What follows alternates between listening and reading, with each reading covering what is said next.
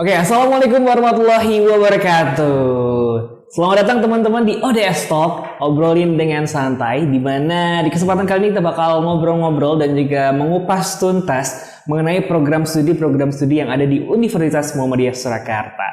Dan sudah bersama Dazov, sekarang ya ada perwakilan dari program studi pendidikan geografi, ada Bapak Kaprodi, Bapak Yunus ya. Mungkin silakan perkenalkan lebih lanjut Bapak. Ya, baik. Assalamualaikum warahmatullahi wabarakatuh. Waalaikumsalam. Baik teman-teman, saya Yunus Aris Wibowo dari Pendidikan Geografi FKIP Universitas Muhammadiyah Surakarta. Oke, jadi kita bakal ngobrol-ngobrol Bapak ya, ngobrol santai dan juga mengupas tuntas mengenai program studi pendidikan geografi yang ada di Universitas Muhammadiyah Surakarta. Dan mungkin ini kan yang nonton itu kebanyakan calon mahasiswa baru Pak, yang masih bingung menentukan pilihannya, mau masuk kemana, mau ambil program studi apa, segala macam. Dan juga ini kan anak-anak SMA yang baru aja lulus, mau masuk kuliah. Nah menurut Bapak sendiri, apa sih Pak perbedaan dari lingkungan waktu kita belajar di SMA atau SMP dengan waktu kita masuk ke perkuliahan Bapak?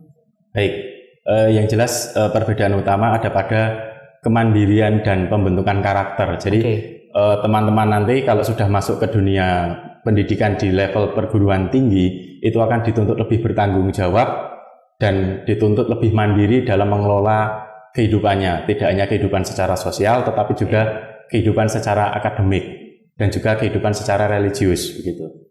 Ya. Oke, jadi intinya lebih mandiri juga ya Bapak ya.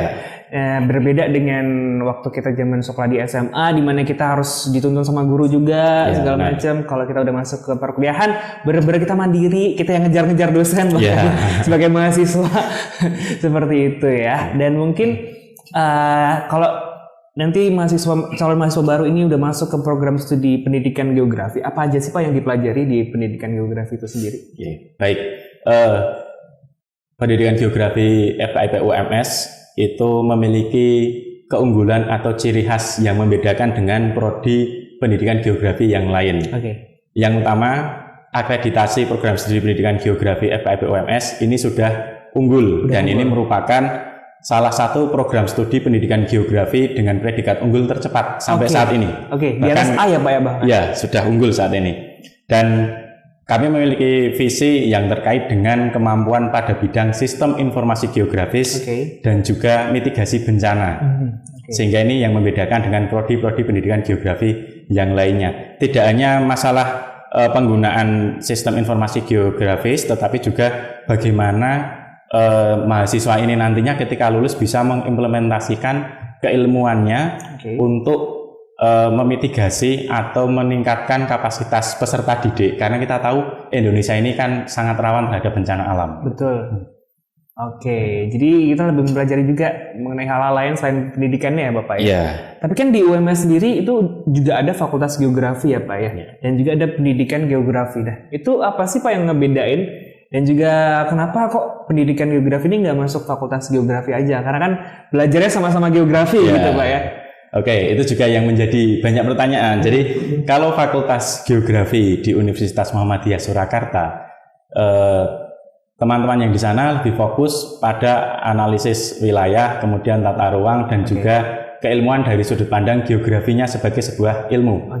Kalau pendidikan geografi ini menekankan bagaimana mahasiswa nanti tidak hanya menjadi pendidik geografi atau calon guru geografi yang mumpuni, tetapi juga memiliki skill di bidang sistem informasi geografis dan juga mitigasi bencana. Itu yang membedakan. Karena kami berada di Fakultas Keguruan dan Ilmu Pendidikan. Jadi nanti outputnya itu adalah calon pendidik geografi. Sedangkan di Fakultas Geografi itu adalah ilmuwan-ilmuwan bidang geografi atau geografer. Begitu. Dan ini kan pendidikan geografi ya Pak ya.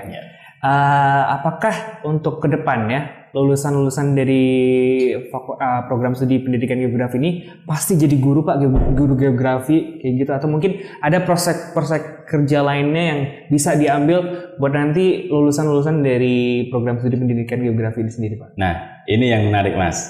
Meskipun kami di bawah FKIP dan nama prodinya pendidikan geografi, tetapi alumni kami tidak hanya sukses sebagai guru saja.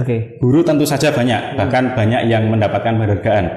Baik guru di bidang geografi maupun guru di IPS di level sekolah menengah pertama. Ada juga yang bergerak di bidang geopreneur, jadi punya usaha di bidang geografi seperti pemetaan, kemudian pembuatan videografi, kemudian ada juga yang bekerja di instansi-instansi yang terkait dengan pemetaan, misalnya dengan di BPBD ataupun instansi pemerintahan lainnya. Jadi ini yang memperkuat prodi kami, tidak hanya bisa jadi guru tetapi juga bisa bergerak di bidang geografi lainnya seperti itu. Jadi lebih luas ya Pak ya, nggak terpatok lulusan pendidikan geografi itu pasti jadi guru IPS atau guru geografi di SMA seperti itu, dan juga prospeknya luas. Bisa teman-teman coba ini ya, yang mungkin masih bingung untuk menentukan jalan hidupnya, kita masuk jalan hidup juga ya Pak. Iya benar. Nanti mau jadi apa, pendidikan geografi ini bisa jadi salah satu tujuan utama lah. Karena tadi juga sempat disebutkan ada geopreneur ya Pak ya. Iya. Ini cocok juga buat teman-teman yang kalau generasi Z itu kan bisa dibilang jarang yang suka kerja di jadi pegawai negeri atau mungkin kerja-kerja yang memang apa istilahnya kayak formal banget gitu, pengen yang lebih santai segala macam. Geopreneur itu bisa jadi ya Pak ya.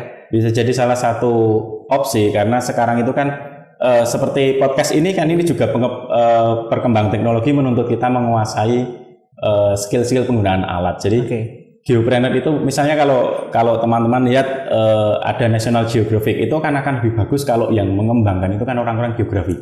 Jadi mengetahui bentang alamnya, mengetahui sumber dayanya, sehingga nanti bisa diolah, dikelola menjadi sebuah video yang sangat menarik dan memiliki nilai jual tinggi seperti itu.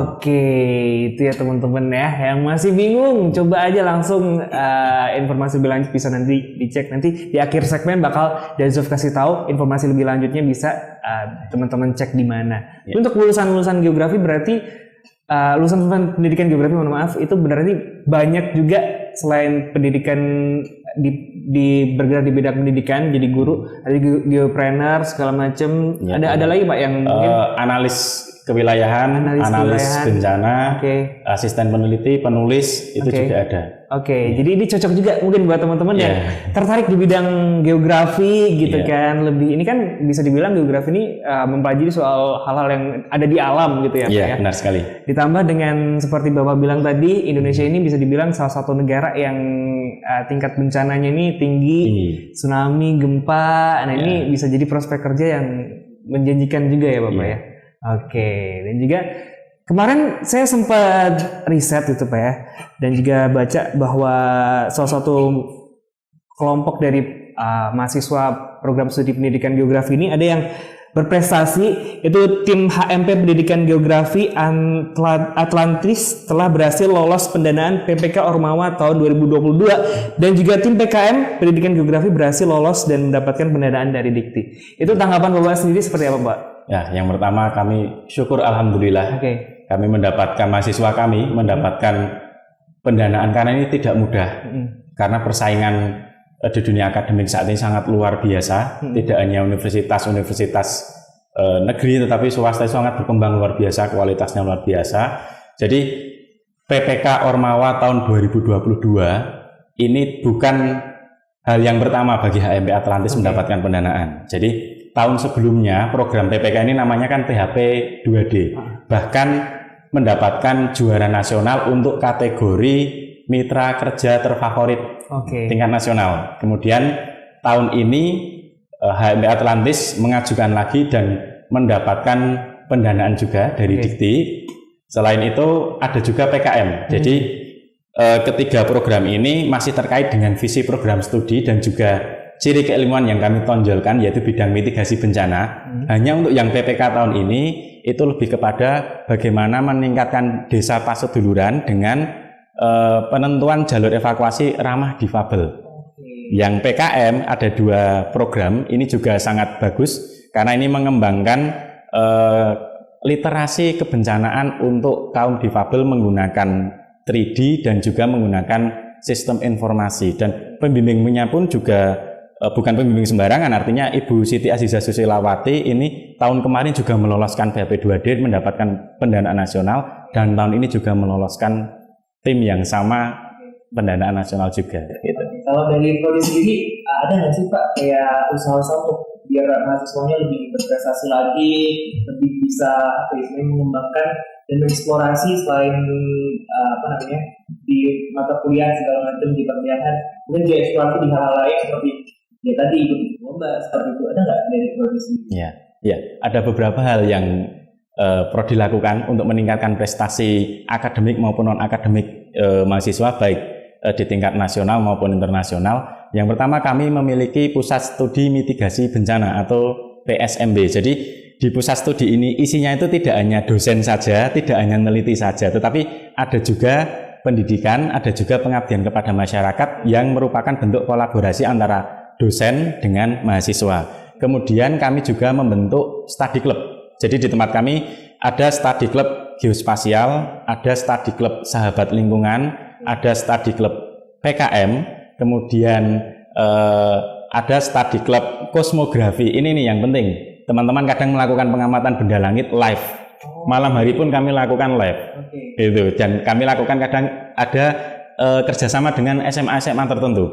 Begitu. Jadi melalui study club ini, melalui PSMB tadi, kami wujudkan kelompok-kelompok kreatif mahasiswa sehingga ide-ide mereka tidak terbuang tapi tertampung dan tadi hasilnya lolos pendanaan berturut-turut seperti itu. Tiap tahun insya Allah akan kami lakukan. Jadi buat teman-teman yang masih ragu nih ya mau masuk pendidikan geografi, karena udah jelas mahasiswanya pun berprestasi, tadi lulusan juga beragam, bisa ada di prospek kerjanya juga luas ya Pak ya. Jadi ini bisa jadi salah satu jalan buat teman-teman calon mahasiswa baru yang masih bingung menentukan jalannya, coba bisa nanti bergabung dengan program studi pendidikan geografi seperti itu ya Pak ya.